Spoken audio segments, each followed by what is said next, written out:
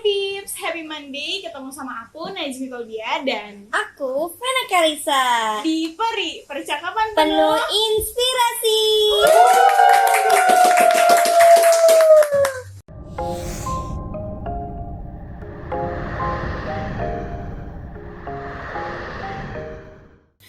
Nah, kira-kira kita mau ngapain sih, Fen, di Peri? Nah, jadi guys, di Peri ini kita mau ngebahas tentang kebebasan berpendapat di lingkungan kampus. Wah, bakal seru banget ya sih, Bi? Pastinya, tapi sebelum kita ngobrol-ngobrol lebih banyak tentang itu, kita mau jelasin dulu nih kalau di Peri itu ada 3 segmen. Yang pertama ada segmen apa, Fen? Yang pertama ada segmen berbilik. Berbicara Apa sih? sambil Mengulik. mengulik. Yeay. Jadi di segmen ini kita bakal tanya beberapa pertanyaan untuk lebih tahu sebenarnya Kak Cika nih gimana orangnya dan prestasi-prestasi apa yang sudah didapatkan. Lalu di segmen kedua kita ada Tapasum, tanya pendapat Narasum. Kita mau ngapain sih, Fen, di Tapasum? Oke guys, di Tapasum ini kita mau nanya-nanya tentang pendapat narasumber kita, yaitu Kak Cika, tentang apa kebebasan berpendapat dan lain sebagainya, Bi. Dan masih banyak lagi pastinya ya. Dan yang terakhir yaitu ada segmen tips and trick. Ngapain tuh, Fen? Kita bakal minta tips and trick dari narasumber kita ini, Kak Cika, tentang tips and trick gimana Cara berpendapat yang baik. Dan tidak menimbulkan konflik. Betul. Mungkin langsung aja kali ya, Fen ya. Kita ke segmen pertama yaitu berbilik. Berbicara sambil mengulik. Semua harus heboh ya di sini, nggak boleh diem-diem aja. Terus berguna. Langsung aja kita tanya biodata dari Kak Cika. Iya. Karena tak kenal maka tak sayang ya, teman-teman. Betul guys, lu. Jadi boleh dong Kak Cika kenalin umurnya, namanya, mau nikah umur berapa, moto hidupnya dan hobi. Oke. Halo teman-teman semua, perkenalkan nama gue Helena Mufti Sartika, tapi biasa dipanggil Cika. Umur gue saat ini 20 tahun, semester 5 di UNIS juga. Terus hobi liatin cogan. Waduh, Wih, ini depan kita ada 3 cek. Iya, guys. Boleh dipilih mau yang mana? Kamera bisa diputar dulu. Enggak juga guys. Yang paling pojok itu mau oke.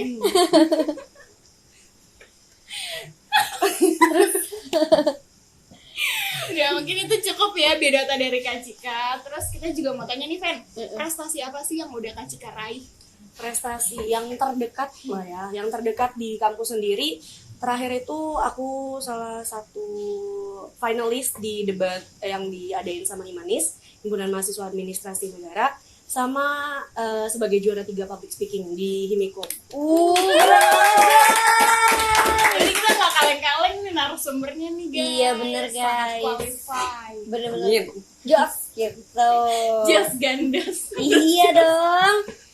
Nah, dari apa ya prestasi yang udah kakak raih, itu ada nggak sih persiapannya gitu dan apa aja gitu? Kebetulan dari kedua tersebut itu non persiapan sebenarnya, bener-bener kayak yang SKS lah, sistem kebut semalam. Bener-bener karena memang acaranya tuh taunya mepet dan ya udah daftarnya juga mepet aja gitu. Yang penting berani aja kali ya. Yang penting nekat. Iya, Nekat guys. aja dapat juara loh, guys. Wih, keren banget. Dan selain itu juga Kak Cika ini adalah ketua umum UKM Jurnalis. Jurnalis. Keren banget tuh. Boleh diceritain nggak sih, Kak, kenapa bisa termotivasi untuk menjadi ketua umum? Menjadi ketua umum sebenarnya pilihan challenging diri aja sih sebenarnya, kayak bisa nggak sih gue tuh jadi ketua, bisa nggak sih gue memimpin suatu organisasi. Terus sama satu lagi paling gue mau coba ngebenerin time management gue gitu. Itu aja Nah sih. itu berkaitan tuh sama pertanyaan terakhir ya, Fen ya? Iya, yaitu tentang time management. Gimana sih kakak ini kan banyak ikut lomba ya, terus juga ikut UKM jurnalis di UNIS. Nah, terus kayak gimana sih Kak cara ngatur waktunya gitu? Sebenarnya untuk saat ini ya masih sak banget untuk ngatur time management gue sendiri. Soalnya akhir-akhir ini memang kegiatannya tuh lagi padat, terutama di semester 5. Tugas tuh bener-bener banyak. Terus juga gue ada beberapa kegiatan selain di Jurnis, gue juga sekarang jadi pelatih sebuah ekskul di suatu sekolah. Jadi ngaturnya itu bener-bener kayak yang di otak aja, gue nggak sempet nulis, jadi kayak at least gue tahu jam segini gue ada di mana, jam segini gue ada di mana gitu aja sih. Tapi untuk saat ini masih berantakan sih, masih berantakan, makanya beberapa kali suka telat dalam di agenda beberapa hal gitu loh. Tapi kalau kita dengar tadi kan itu sibuk banget ya Kak. Kakak punya me time sendiri gitu nggak sih Kak? Pasti harus menyempatkan, tapi kebetulan me time yang gue punya nggak seribet kayak misal gue harus healing, harus naik gunung, enggak sih kebetulan. Alhamdulillah me time gue sekedar di kamar diem, style musik yang kenceng sama scrolling sosmed sama baca buku, udah itu aja. Itu udah mood booster sendiri buat diri gue. Biasanya itu dilakuin berapa minggu atau berapa bulan? Selama gue ngerasa hari itu gue capek, gue akan melakukan hal tersebut. Kalau boleh tahu musik kesukaannya apa sih, genrenya itu? Kan Siapa tahu kita masuk. setipe ya. Emang kamu sendiri apa? Aku ini K-pop. K-pop. Aku Iya. juga masuk kok. Oh iya. Anak NCT. Oh iya. Kita sependem. Iya, kita sependem guys, wes. Enggak ini Jelumut. cosplay jadi Terus ini Kak, tadi kan Kakak bilang ngurus eskul gitu ya. Itu eskul apa ya kalau boleh tahu? Aku memang basicnya anak mading selama masa sekolah. Jadi sekarang aku mau coba nerapin mading yang ilmu yang pernah aku dapat. Terus ya udah aku coba jadi pelatih mading juga di sekolah bekasku dulu juga kok. keren ya. Iya, keren banget guys. Nah, tadi kan kita udah denger nih guys sedikit banyaknya tentang prestasi Kak Cika dan gimana biodata diri dari Kak Cika. Itu di segmen berbilik. Nah, sekarang kita langsung aja nih Fen ke segmen yang kedua yaitu Tapasum. Tanyakan pendapat Nasum. Di segmen ini kita bakal tanya beberapa hal terkait dengan kebebasan berpendapat dari sudut pandang Kak Cika sendiri. Boleh Fen langsung ditanyain. Iya, jadi menurut Kak Cika ini apa sih sebenarnya arti dari kebebasan berpendapat? Kebebasan berpendapat menurutku ya, kebebasan berpendapat itu dimana kita bisa bebas mengkritik, memberi saran tanpa without the scared of the punishment that we got gitu. Kayak kita tuh nggak akan takut, kayak memang ada aturan pastinya kan, dalam setiap hal tuh pasti ada aturan, tapi kita bebas mengkritik hal tersebut tanpa kita mendapat kecaman, kayak gitu, kurang lebih kayak gitu sih kebebasan berpendapat. Berarti ada etika-etikanya juga ya? Pasti banget. Berarti nggak boleh sembarang juga ya, walaupun bebas tapi harus bertanggung jawab Betul, terhadap apa yang disampaikan. Nah, dari yang kita tadi udah bahas tentang etika berpendapat dan juga artinya, kalau menurut kamu sendiri Bi, gimana sih apa sih arti dari kebebasan berpendapat? Sebenarnya mungkin hampir sama kayak Kak Cika ya, dimana kita bebas mengekspresikan apa yang kita rasakan gitu, bebas berpendapat, tapi kita juga harus bertanggung jawab, jangan kayak nyebarin hoax di media sosial atau berita-berita yang fitnah gitu. Itu juga bisa dipolisikan ya, karena kan ada pasalnya sendiri. Nah, tapi gimana nih menurut Vena sendiri kebebasan Sama sih, aku juga sama ya. Yang penting kalau menurut aku bebas berpendapat itu ya kita ya harus bertanggung jawab. Nah, apa yang kita omongin gitu ya, biar orang juga nerima pendapat kita dengan baik gitu sih intinya. Nah, tapi kan di Indonesia sendiri itu ada hak yang melindungi kebebasan berpendapat tersebut kan. Menurut Kak Cika, apakah hak tersebut sudah terimplementasikan dengan baik di Indonesia?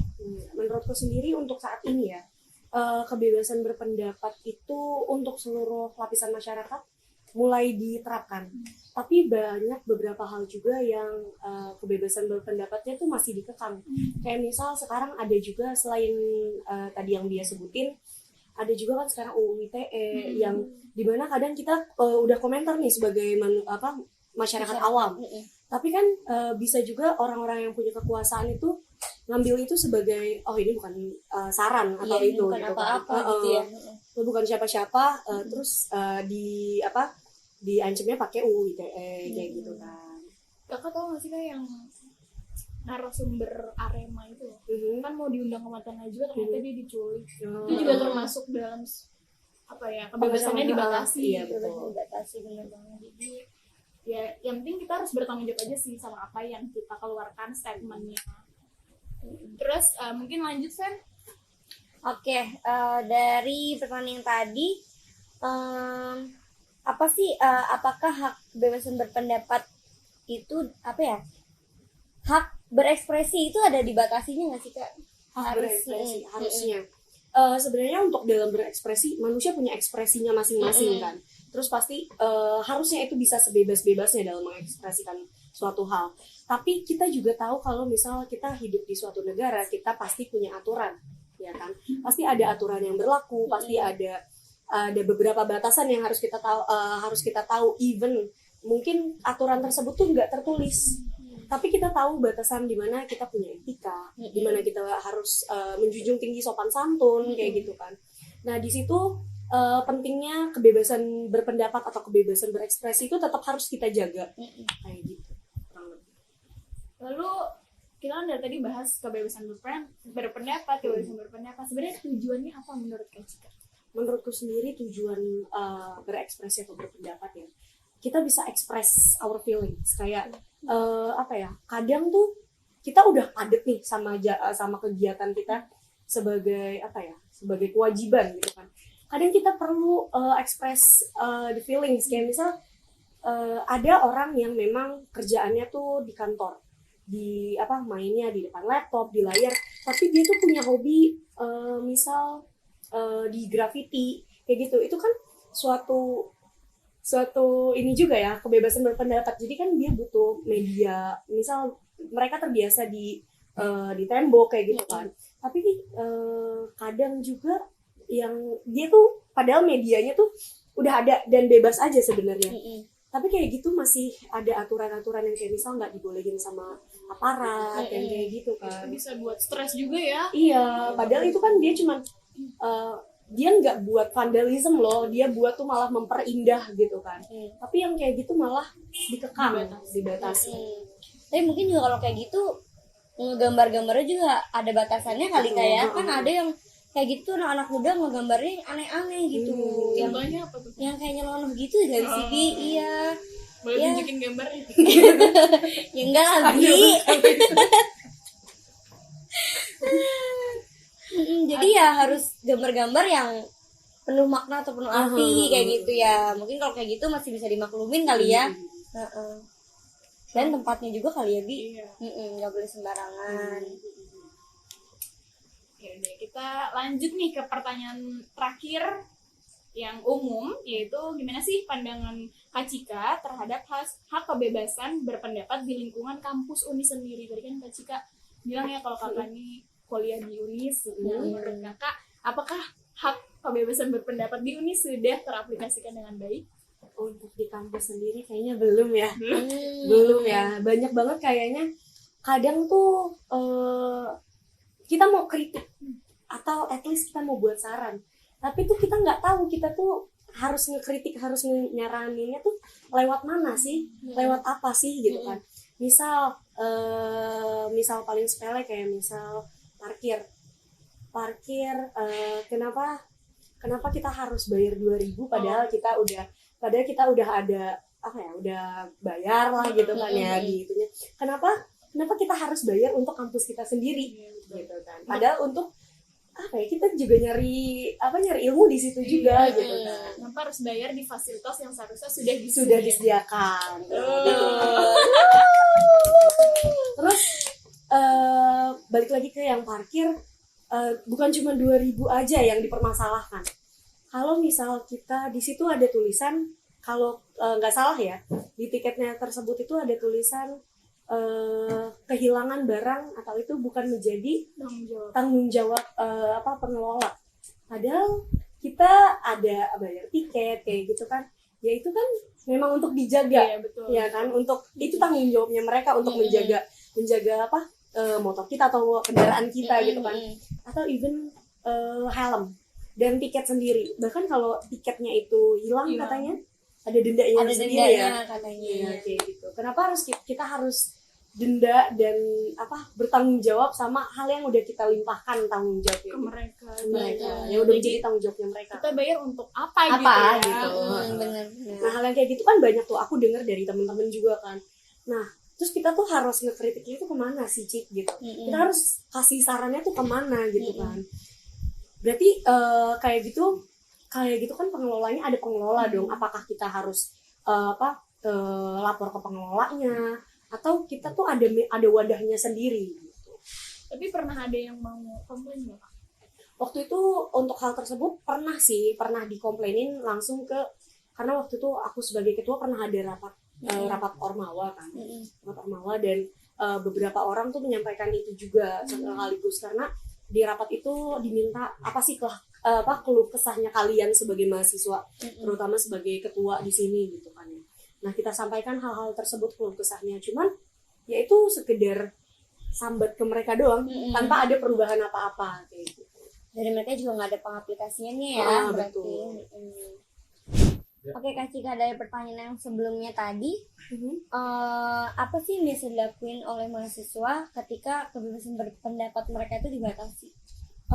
Biasa kebebasan berpendapat dibatasi ya.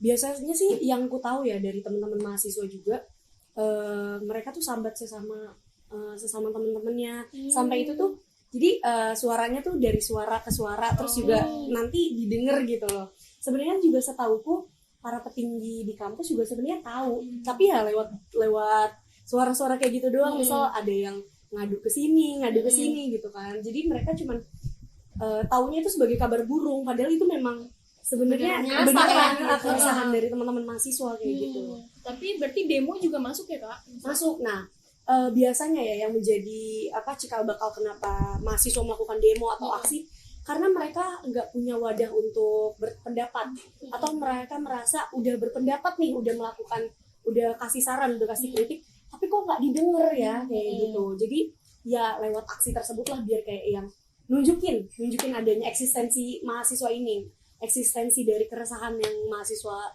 rasain. Itu udah puncaknya banget. Biasanya itu udah menjadi puncak sampai makanya kan biasanya yang menjadi tujuan akhir dari demo, masalah yang menjadi keresahan tersebut atau menjadi poin-poinnya itu terselesaikan pada saat itu juga. Maunya seperti itu biasanya. Tapi faktanya jarang yang terselesaikan, kayak ada yang udah unjuk gigi dari tujuan si demo, orang yang menjadi tujuan dari demo atau aksi tersebut unjuk gigi, mereka udah merasa menang kayak gitu, padahal poin-poin yang mereka menjadi poin demo atau aksinya mereka itu belum terselesaikan kayak gitu. Tapi mereka menganggapnya selesai aja gitu, atau biasanya malah dibubar paksa gitu. Dan itu yang menjadi salah satu kebebasan berpendapat juga kan. Iya. Berarti itu benar-benar dibatasi ya? Iya. Dibatasi banget. Berarti benar-benar belum bebas ya di kampus kita ini guys. Oke, selanjutnya ada kan tadi kita udah sempat bahas etika ya. Tapi ada nggak sih etika secara spesifik di kampus spesifik ini itu secara berpendapat atau menyampaikan pendapat Kak Cika ke mungkin atasan yang tinggi kayak dekan, rektor. Oke, ini mungkin bisa aku sangkut pautin. Waktu itu aku pernah wawancara mengenai vandalisme di kampus, kayak gitu kan. Mungkin teman-teman yang menjadi teman-teman organisasi pernah ngelihat ada vandalisme di gedung sekretariat gitu kan. Nah, aku mau wawancarai orang yang oknum yang menjadi oknum dari vandalisme tersebut. Mereka merasa mereka tuh kurang diwadahi gitu dalam berkarya, dalam berseni gitu kan. Terus aku karena dalam wawancara itu harus cover both side kan. Nah, aku mau wawancari juga kira-kira siapa sih yang berwenang dalam gedung sekretariat, kebersihan kan. Jadi aku wawancara dari pihak K3, kebersihan, keamanan dan kenyamanan kampus gitu kan, Pak Nur Sanda. Nah, beliau bilang sebenarnya sangat disayangkan kalau mereka ini melakukan vandalisme di gedung kampus, karena kita tahu sendiri gedung sekretariat udah lama kotor kayak gitu kan, kenapa harus dicoret-coret gitu kan. Terus Pak Nur Sanda bilang kalau misal kalau kalian merasa kurang wadah, kalau dibatasi gitu, kenapa nggak kalian layangkan surat dulu. Kita tuh harus nempuh yang namanya birokrasi kampus, yang namanya ada yang namanya petinggi, terus dan jajaran-jajarannya itu yang harus kita tempuh. Dan sebagai mahasiswa kita nih punya nilai akademisi, dimana kita harus mulai aware sama yang namanya surat menyurat. Kayak kalau kamu butuh suatu hal, kayak misal di tembok, misalnya butuh tembok aja gitu kan, kamu tuh nggak boleh asal nyoret, itu tuh ada tanggung jawabnya sendiri gitu kan. Kamu layangkan aja surat, misal biasanya kalau misal gambar-gambar di tembok kan berarti ke teman-teman UKM seni ya kan, UKM USB gitu kan di kampus sendiri. Bilang aja ke teman-teman USB, nanti teman-teman USB layangkanlah surat ke yang berwenang, ke Pak Nursanda atau ke bagian unit kegiatan mahasiswa atau ke mahasiswaan sendiri, yaitu R3 kayak gitu. Berarti mungkin yang menyampaikan pendapat gimana ya, yang melakukan vandalisme tersebut tidak mengerti etikanya. Iya, kurang. Atau mungkin juga mereka udah bosan banget, kayak misal males deh kalau lewat surat-surat biasanya nggak didengar kayak gitu kan. Jadi langsung biasanya aja udah langsung dicoret-coret aja. Aksi-aksi aja lah. Karena biasanya kalau gitu udah langsung dinotis ya. Iya. Tapi setelah melihat vandalisme di gedung sekret itu, apa yang dilakukan Pak Nursanda? Aku nanyain kayak gitu kan. Terus kata Pak Nursanda, kebetulan tadinya kan memang mau langsung dicat ulang. Cuman karena kebetulan ada rencana untuk perenovasian gedung sekretariat, jadi kayak untuk saat ini ya dibiarkan aja, kata Pak Nursanda. Tapi sempat ditegur nggak yang? Kebetulan beliau nggak tahu siapa yang menjadi oknum hal tersebut. Berarti nggak ditanya-tanyain juga ya? Sebenarnya sempat nanya, cuman ya karena memang mahasiswa itu wadahnya mereka saat ini gitu kan, jadi saling nutupin kan kayak gitu. Dan aku waktu itu sempat ditanyain juga sebenarnya Pak Nur sama Pak Nursanda, kamu udah wawancara oknumnya siapa? Coba siapa? Nah, karena aku kan punya hak untuk melindungi narasumber itu, jadi kan aku nggak bisa untuk bilang gitu. Cuman tetap aku sampaikan ke narasumber saat wawancara, kenapa ini loh dari Pak Nursanda maunya lewat birokrasi kampus dulu gitu kan. Kalau kamu mau gambar-gambar di kampus silahkan, tapi layangkan surat dulu. Kak, aku boleh nanya nggak sih Kak? Apa tuh? Oke, tadi kan Kak Cika bilang kalau kita kalau mau laporan gitu kan, kita harus pakai surat ya, gitu kan. Terus kadang kan ada juga beberapa mahasiswa yang memang dia takut nih buat laporan langsung ke misalkan ke dosen atau bagaimana gitu kan. Kalau kebetulan kan karena Kak Cika ini salah satu ketua umum jurnalistik, gitu kan. Bisa nggak sih kita laporan ke Kak Cika atau ke anak jurnalistik baru disampaikan ke atasan? Karena kan kita nggak pernah tahu ya mahasiswa yang dia sebenarnya resah nih, ada mungkin ada fasilitas yang rusak atau bagaimana gitu kan, buat kamu langsung kadang suka nggak enak. Tapi kalau misalnya dari mahasiswa itu ngomong ke jurnalistik baru disampaikan ke atasan, itu boleh nggak sih kalau kayak gitu? Oke. Ngomong soal kebebasan berpendapat dan siapa sih yang menjadi wadah ya? Sebenarnya itu menjadi program kerjaku juga di kepemimpinanku kali ini. Aku mau buat wadah di mana mahasiswa kalau mau kritik, mau saran tentang fasilitas kampus atau apapun yang menjadi keresahan di kampus, itu dilayangkannya ke kami, ke pers mahasiswa gitu kan. Karena ya kami punya tanggung jawab untuk menyampaikan aspirasi dari teman-teman mahasiswa kepada petinggi atau memuat berita hal tersebut gitu kan. Itu menjadi tanggung jawab kami. Dan untuk saat ini sih udah mulai ada. Aku kan ada divisi saya sendiri kan, udah dibuat wadahnya, tapi mungkin kita dalam publikasinya belum.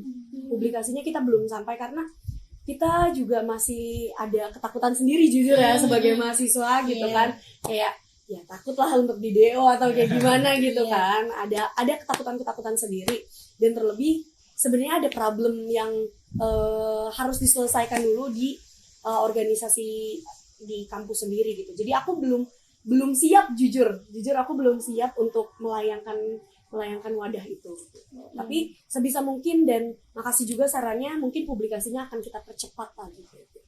Dan setauku juga bukan cuma jurnalistik, teman-teman aku sempat ngobrol sama beberapa ketua himpunan mahasiswa. Kalau misal mereka tuh udah mulai mau mewadahi aspirasi dari mahasiswa di jurusannya gitu kan. Jadi kan nggak mungkin kalau misalnya mungkin teman-teman bisa kasih saran atau kritik gitu kan yang secara umum, secara fasilitas kayak gitu ke jurnalistik. Tapi kalau misalnya gimana sih kalau misal teman-teman mahasiswa dari jurusan teknik atau jurusan komunikasi mau berpendapat ke dosennya gitu kan, mau mengkritik dosennya itu lewat mana gitu kan ya. Nah biasanya dari teman-teman ketua himpunan itu udah punya wadahnya, kayak misal Himikom dia di bio-nya tuh udah ada. Jadi kalau misal teman-teman ilmu komunikasi mau buat apa, mau kasih saran ke bio, ke link yang ada di bio mereka kayak gitu. Dan juga kemarin juga Himikom sendiri pernah buat apa ya, pertemuan antara dosen dan mahasiswa gitu kan. Itu salah satu mewadahi menurutku, mewadahi di mana apa sih keresahan dari mahasiswa ilmu komunikasi, terus didengar sama dosen-dosen maupun kaprodinya waktu itu yang ditampilin. Terus apa sih namanya yang menjadi titik terang tuh apa di sana gitu. Terus juga pernah ada mahasiswa yang nanyain gimana kalau misal kita mau kritik dosen kayak gitu kan. Kadang kan ada dosen yang sudah sepatutnya menjadi tanggung jawab mereka untuk mengajar, tapi kok kita nggak dapat itu secara full kayak gitu. Bahkan ada juga dosen yang jarang banget ngajar. Waktu itu dijawab sama Kaprodi Ilmu Komunikasi kalau misal sekarang kan kita di program SINA ya, itu ada apa sih namanya, yang pengisian kuesioner untuk dosen itu loh. Setelah kita apa ujian UAS ya kan, itu biasanya diwajibkan. Nah itu Ibu Kaprodi sendiri Bu Aul bilang kalau misal lewat situlah kita ngekritik dosen kayak gitu kan. Dan waktu itu ditanyain juga kenapa kalau misal udah dikritik nih, misal dosennya itu kita nggak ngerasain feedbacknya gitu kan ya, terus kita apa isinya yang jelek gitu kan karena memang itu sesuai tujuan, kita bakal kena imbas nggak sih gitu kan. Kan kalau udah dilayangkan pertanyaan kayak gitu berarti ada takutan dari mahasiswa dalam pendapatnya kan.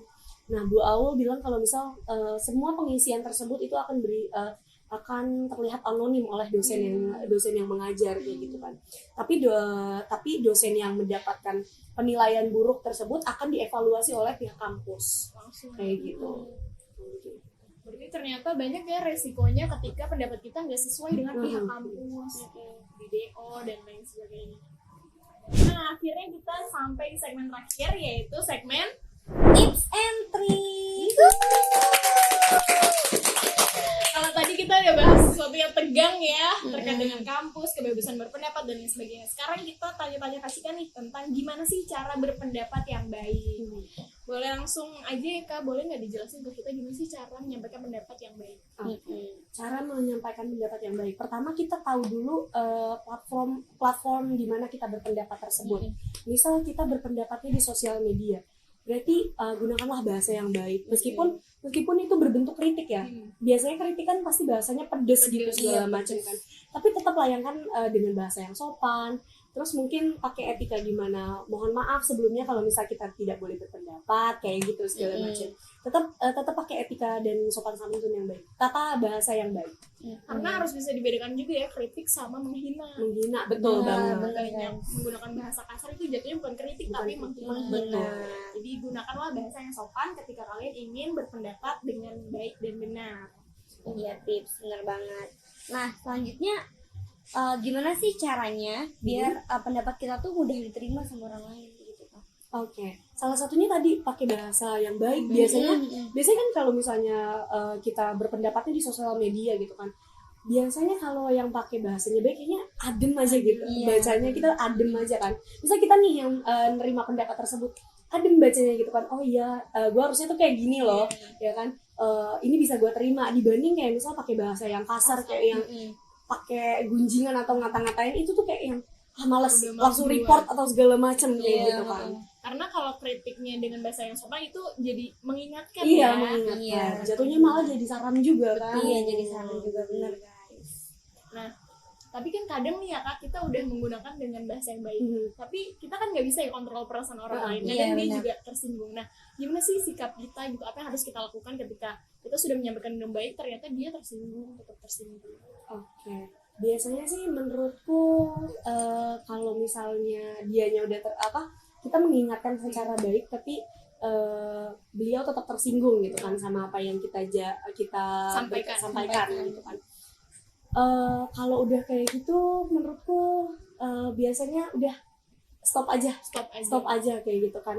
Kalau misalnya berarti orang tersebut yang nggak bisa menerima pendapat kita gitu kan, kita udah kasih saran loh, kita udah kasih pendapat yang baik gitu kan, tapi kok nggak dipakai, kok nggak dibaca atau nggak diaplikasikan lagi gitu kan. Menurutku ya udah gitu loh. Kalau ini menunjukkannya ke orang ya, bukan ke sebuah instansi atau manapun. Tapi kalau misalnya kita berpendapatnya untuk instansi atau sebuah lembaga, biasanya harus menangin lagi hal tersebut. Harus menanginnya tuh gimana? Pendapat tersebut harus kita dukung pakai data-data yang konkret kayak gitu, biar menurut kita apa yang kita jadikan pendapat itu udah benar dan baik, didukung lagi bukti yang baik kayak gitu. Berarti kalau misalkan ke individu dia menutup diri ya, jadi kayak udahlah ya udah stop aja, ada stres sendiri ya, nanti darah tinggi mati muda loh. Boleh kena. Terus gimana sih Kak cara tips and triknya biar pendapat orang lain tuh jadi sependapat sama kita gitu? Ada nggak tipsnya gitu untuk apa ya istilahnya Evan ya, persuasif mungkin ya, mengajak untuk agar dia sependapat dengan kita? Biasanya cara ngajaknya sih yang asik. Cara ngajaknya nggak sih? Kita nyesuaiin nih, misalnya itu secara kita kasih pendapatnya ke personal gitu kan. Kita ngajaknya tuh yang asik. Kalau misal dia tuh umurnya yang sebaya sama kita, ya udah pakai gaya bahasa yang asik juga, kayak yang lu kenapa sih nggak ikut organisasi, seru loh kayak gitu kan. Bener yang dia bilang juga, pakai bahasa yang persuasif kayak gitu, cara ngajaknya gitu kan. Tapi kalau misalnya kita ngasih pendapatnya ke orang yang lebih tua dibanding kita gitu kan ya, berarti kita harus tetap yang apa ya istilahnya, lebih sopan, lebih nunduk, lebih paham gitu kan. Kita harus nyesuaiin ke orang yang mau kita sampein kayak gitu. Tergantung individunya. Tapi kakak setuju gak sih kalau misalkan cara mengajaknya tuh dengan mengancam? Nggak setuju banget. Kan biasanya orang-orang kayak gitu ya, Iya, lu mau ikutin gue apa lu begini gitu. Daripada ntar lu kayak gini kayak gitu kan. Itu gimana tuh Kak cara menghadapi ajakan yang seperti itu? Lawan. Harus sih sebenarnya kayak gitu. Mending kayak yang tantangin. Biasanya orang-orang yang pakai ancaman ya, itu cuma sekedar ancaman aja nggak sih? Biasanya mental ngancem, karena mereka tahu kita nggak akan mau, dan mereka ngelayangin ancaman saat mengajak itu biasanya karena mereka tahu kita akan manut, kita akan nurut gitu kan. Kata kita lemah dipandangin sama mereka. Tantangin aja biasanya kalau misal orang-orang yang ngasih persuasifnya tuh dengan cara mengancam kayak gitu. Atau mungkin kalau masih bisa menolak, harus bisa menolak sih ya. Yang penting kita punya batasan diri sendiri. Iya benar. Gitu. Dimana menurut kita itu bahaya buat kita, tolak. Terus kalau misalnya menurut kita itu kayak cuman sekedar ancaman gitu kan, lawan aja. Berarti harus punya prinsip yang kuat juga ya. Iya, betul. Jangan mudah terombang-ambing gitu. Diajak ini mau, diajak itu mau. Nah, mungkin langsung ke terakhir nih, kita mau tahu sudut pandang Kak Cika terhadap pernyataan mengalah bukan berarti kalah dalam konteks perdebatan, tapi ini bukan perdebatan lomba ya, perdebatan dalam forum diskusi. Gitu. Mengalah bukan berarti kalah. Kadang tuh kita punya lawan bicara yang ada aja yang double. Iya ada aja emang. Iya betul, banyak bicaranya tapi kosong gitu kan. Kadang tuh yang kayak gitu diemin aja. Biasanya biarin mereka capek sendiri. Mereka kan merasa menang, padahal menurut kita banyak ngomongnya mereka itu nggak berbobot, gitu kan. Jadi menang mengalah bukan berarti kalah. Kita ngalah untuk kayak ya udah gue nggak bisa bersuara, tapi apa yang menjadi suara mereka itu kosong, padahal isinya nggak ada isi apa-apa. Biasanya mereka tuh debat hanya untuk menang bukan gitu untuk kan. Diskusi. Merasa menang aja ya. Harus dijauhin ya orang kayak gitu. Kalau bisa diingatkan dulu. Tapi Kak Cika pernah ketemu orang seperti itu? Banyak sih kebetulan ya. Banyak ya. Udah profesional ya, udah berpengalaman banget nih Kak Cika. Tapi ada ini nggak sih Kak, pengen kritik gitu atau udah kayak ngejauh aja? Perasaan gondok tuh pasti ada kan. Kayak misal bacot banget sih ini orang gitu kan ya. Padahal kayak yang apa sih dia ngomong apa sih Iya. gitu kan. Ngapain sih lo? Kalau enggak gini nggak sih, udah diomongin sebelumnya dia ngomongin lagi. Iya. Iya, Kayak, kayak, aduh. enggak deh gitu. Lu mudeng gak sih apa yang diomongin kan gitu kan. Cuman kayak yang kayak gitu awalnya tuh pasti ngekritik. Awalnya tuh pasti kayak yang ya tadi pakai gaya bahasa yang apa sih? Yang bagus tapi sebaya gitu. Misal lawan ngomong kita tuh sebaya kayak yang lu tadi ngerti gak sih apa yang kita omongin gitu kan. Meskipun itu bahasa yang kiranya kayak bercandaan, cuman pasti kalau misalnya dia paham ya, lawan bicara kita paham, oh dia berarti gue lagi diomongin nih, gue dikasih pendapat nih kayak gitu kan. Biasanya orang yang paham, yang cepat paham dan apa ya, bisa ngerti gitu kan ya, dia tuh bakal ngelola itu secara baik, bakal kayak gue nggak paham, coba dong jelasin lagi kayak gitu kan ya. Tapi kalau misalnya yang balik lagi pembahasan dia itu emang doyan ngomong tanpa ada isi gitu, dia tuh pasti bilang kayak yang enggak apa paham kok, gue paham makanya gue omongin lagi gitu. Biasanya Itu jatuhnya egonya tinggi ya. egonya tinggi kan, iya nggak sih. Gabut. Iya, terus batu Iya, dia pengen menang sendiri. tenang. Menurut dia tuh tenang aja gitu loh. Kalau mereka udah ngomongnya banyak berarti gue keren. Lu semua harus satu pendapat Sama gue. Iya. Itu deh. Nah, kita udah di segmen terakhir nih guys. Tadi kita udah nanya-nanya tentang tips and trick juga, dan mungkin kita mau ngucapin terima kasih kali ya. Iya, makasih Terima banyak Kak kasih Cika lagi, udah Kak Cika. Iya. Yang undang aku ya, makasih banyak. Pertanyaannya dari mulai yang tegang Sampai ke lebih tegang, sampai lumayan apa ya? Lumayan nggak tegang banget lah gitu guys. Semoga kalian bisa mendapat inspirasi dari apa yang sudah kita obrolin hari ini, dan harus nonton podcast ini sampai akhir. Jangan lupa like, comment, Dan subscribe. Terima kasih guys. Bye dari kita ya, Pins. Bye, sampai Ketemu di peri-peri selanjutnya. Bye. Now,